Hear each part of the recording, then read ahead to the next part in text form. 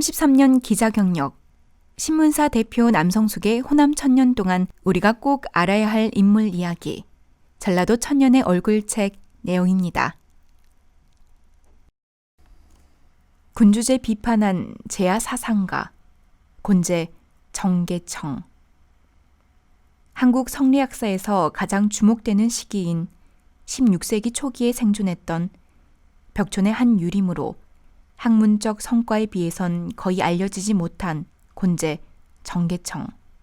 광해군 때부터 숙종 연간에 걸치는 당쟁의 치성기에 남인과 서인 간의 당쟁의 쟁점이 되었던 인물이다. 미천한 가문 출신으로 정치적으로나 사회적으로 크게 현달하지 못했지만 청장년기를 서울에서 당대의 거유인 박순, 이이 등과 교유하면서 학문을 연마해 나름대로 상당한 경제일을 얻고 관직에 나아가 정여립 영모 사건이 연루돼 유배지에서 죽임을 당했던 인물이다. 후에 인조 때부터 숙종 때까지 남인과 서인 사이에서 정권 교체가 이루어질 때마다 그에 대한 모함과 논의가 빈번하게 일어나고 그를 모신 자산서원은 세 차례에 걸친 설립과 철거를 반복함으로써 역사상 큰 사건의 주인공으로 부각된 인물이다.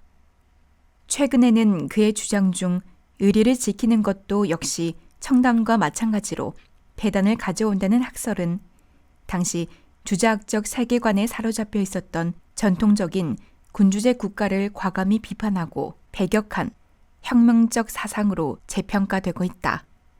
그는 가난한 농부의 자식이었다.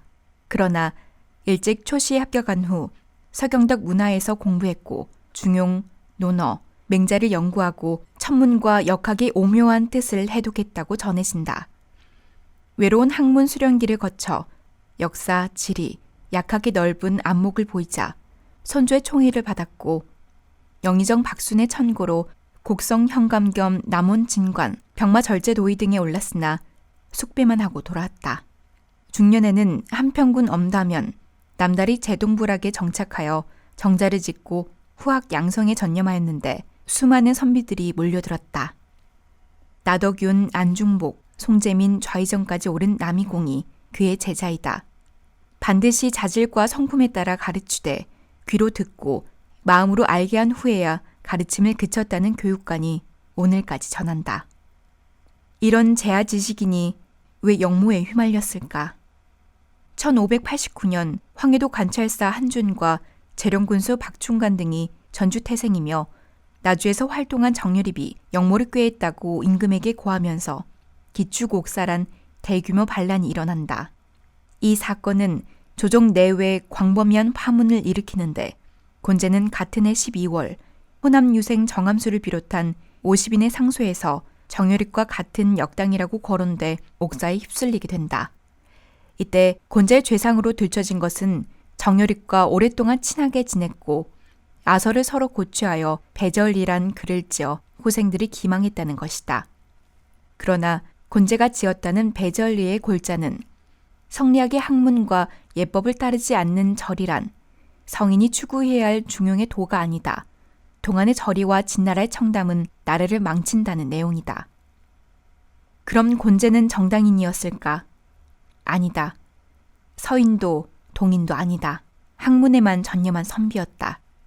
다만 서인의 총수라고 할 수 있는 정철과 사이가 좋지 않던 곤제의 제자 중 남인이 많자 남인 쪽에서 선생의 유배를 반대했고 이 과정에서 남인 아닌 남인이 되어버렸다.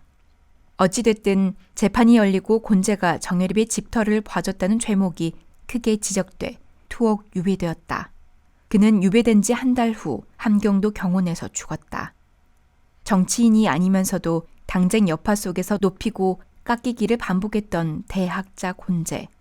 평범한 재야 지식인에 불과했던 그가 양파의 주장에 따라 극렬하게 희생을 당하며 역사 주인공으로 떠오른 것은 자신의 혁명적 사상을 후학들에게 암암리에 심어줬기 때문이 아닐까. 선생이 호를 곤제라고 지은 것은 지금의 곤란은 다음날 자손 만대에 있어서 무궁한 발전을 일으킨다는 뜻을 함축하고 있어 정치 사회 경세에 기꺼이 초석이 되겠다는 의지를 읽을 수 있다. 곤제의 저서로 오늘날 빛을 보고 있는 우등록도 그렇다. 우는 글자 그대로 미련하다는 뜻이다. 자신의 우둔한 재주로 각고의 노력을 기울여 공궁을 겪으면서 진리를 알아 얻어낸 것을 기록한 서적이라고 해서 붙인 이름이다. 지극히 겸손한 성품을 엿볼 수 있다. 곤제는 미천한 가문 출신으로 정치적으로나 사회적으로나 자신의 역량으로 보나 크게 현달하진 못했지만 조선시대 사회를 해박한 지식으로 꿰뚫어 민중과 괴리된 정치를 비판했던 용감한 선비였다.